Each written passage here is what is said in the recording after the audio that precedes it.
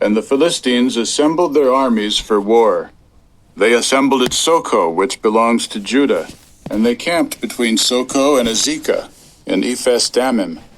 Saul and the men of Israel assembled and camped in the valley of Elah, and they drew up in battle formation to meet the Philistines. The Philistines occupied the mountain on one side, and the Israelites occupied the mountain on the other side, with the valley between them. Then a champion came out from the camps of the Philistines. His name was Goliath, from Gath, and his height was 6 cubits and a span. He had a helmet of copper on his head, and he was wearing a coat of mail of overlapping scales. The weight of the copper coat of mail was 5,000 shekels. He had shin guards of copper on his legs, and a javelin of copper slung between his shoulders.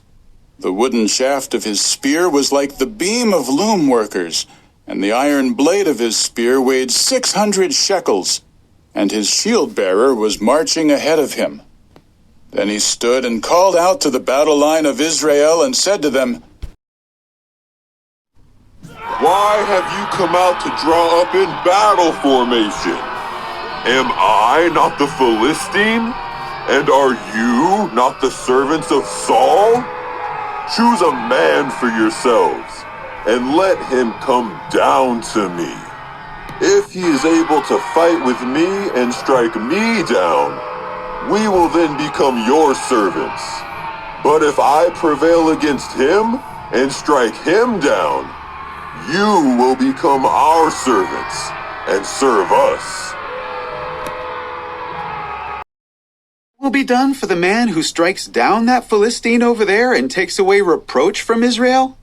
For who is this uncircumcised Philistine, that he should taunt the battle line of the living God? Now clothed David with his garments. He put a copper helmet on his head, after which he clothed him with a coat of mail. Then David strapped on his sword over his garments and tried to go, but could not, for he was not used to them. David said to Saul, "I am unable to go in these things, for I am not used to them." So David took them off. He then took his staff in his hand and chose 5 smooth stones from the stream bed and placed them in the pouch of his shepherd's bag, and his sling was in his hand. And he began approaching the Philistine. So the Philistine said to David, "Am I a dog, so that you are coming against me with sticks?" With that the Philistine cursed David by his gods. The Philistine said to David, "Just come to me, and I will give your flesh to the birds of the heavens and to the beasts of the field." David replied to the Philistine, "You are coming against me with sword and spear and javelin, but I am coming against you in the name of Jehovah of armies, the God of the battle line of Israel, whom you have taunted. This very day Jehovah will surrender you into my hand, and I will strike you down and cut off your head.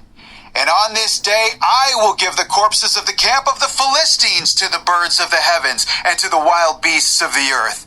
And people of all the earth will know that there is a God in Israel. And all those gathered here will know that it is not with the sword or the spear that Jehovah saves, for the battle belongs to Jehovah, and he will give all of you into our hand." David thrust his hand into his bag and took a stone from there and slung it.